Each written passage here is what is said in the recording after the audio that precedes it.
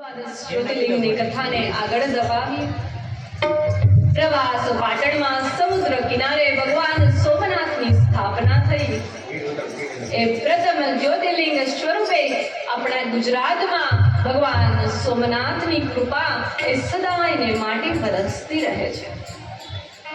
ત્યાર પછી બીજું જ્યોતિર્લિંગ એ મલ્લિકાર્જુન જ્યોતિર્લિંગ છે. મલ્લિકાર્જુન જ્યોતિર્લિંગમાં કાર્તિકેયની કથા આવે. આ કાર્તિકેય કેવા?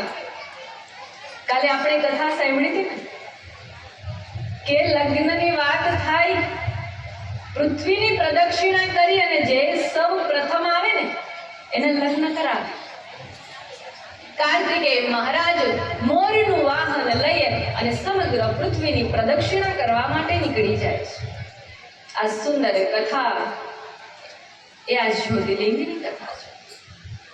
શ્રીશૈલ શૃંગે વિવિધ પ્રસંગે શેષાદિ શૃંગ પિશલા વસંતમ તમજૂર્ણનમ મલ્લિક પૂર્વમેકમ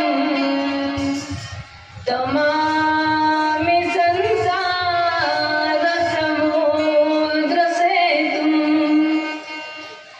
સમુદ્ર સેતુમાં બિરાજમાન ભગવાન શ્રી મહાદેવ શૈલ પર્વત પર વસતા દરેક જન ઉપર, ઋષિ મુનિઓ ઉપર કૃપા વરસાવનાર ભોળાનાથને સતત નમન કરીએ છીએ. ધીમે ધીમે કાર્તિકેય મહારાજ પૃથ્વીની પ્રદક્ષિણા કરવા માટે નીકળી ગયા.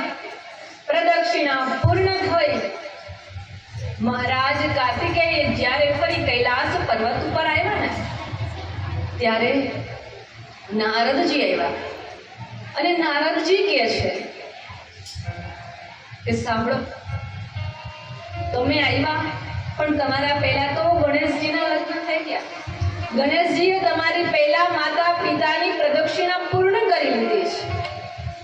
અને જ્યારે આ કાર્તિકેય મહારાજે સાંભળ્યું ને એટલે કાર્તિકેય મહારાજ ક્રોધિત થઈ કૈલાસ છોડી અને ક્રોંચ પર્વત પર જતા રહ્યા. ક્રોંચ પર્વત પર ગયા.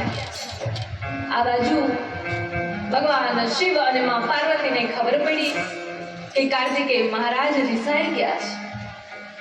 અનેક સાધુ સંતો, દેવી દેવતાઓ આવે, ઋષિ મુનિઓ આવે અને સમજાવે છે કે મહારાજ તમે ઘરે આવી જાઓ. તમારા માતા પિતા તમારા વિયોગમાં દુઃખી થાય છે. તમારી માં પાર્વતી દેવી શક્તિ એ રુદન કરે છે. પણ કાર્તિકેય મહારાજ ક્રોધિત હતા, કોઈનું માને નહીં. અને જ્યારે અંતે ભગવાન શિવ અને માં પાર્વતી ક્રોંચ પર્વત ઉપર આવે ને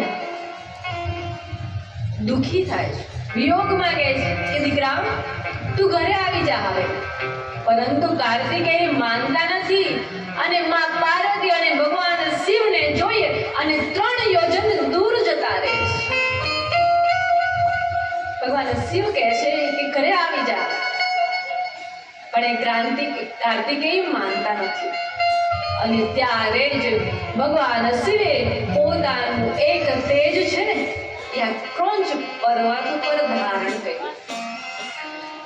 આ લિંગમાં પોતાના સ્વરૂપમાં શિવ અને શિવા કહેતા શક્તિ બંનેનું તેજ ત્યાં છે. અને એટલે એ શિવલિંગનું નામ મલ્લિકાર્જુન પાડવામાં આવ્યું. કારણ કે માં પાર્વતી અને શિવ બંનેનું તેજ એમાં હતું. બંનેનો મોહ હતો કે અમારો દીકરો ઘરે આવી જાય. અને એટલે એનું નામ મલ્લિકાર્જુન.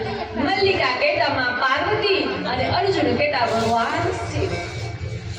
ત્યારથી ક્રોંચ પર્વત ઉપર બંને વસવાટ કરે છે. પછી કૈલાસ પર્વત પર જાય પણ હા, શિવ અને માં પાર્વતી વારો કાઢે છે કે અમાસના દિવસે ભગવાન શિવ ભગવાન કાર્તિકેયને મળવા આવે.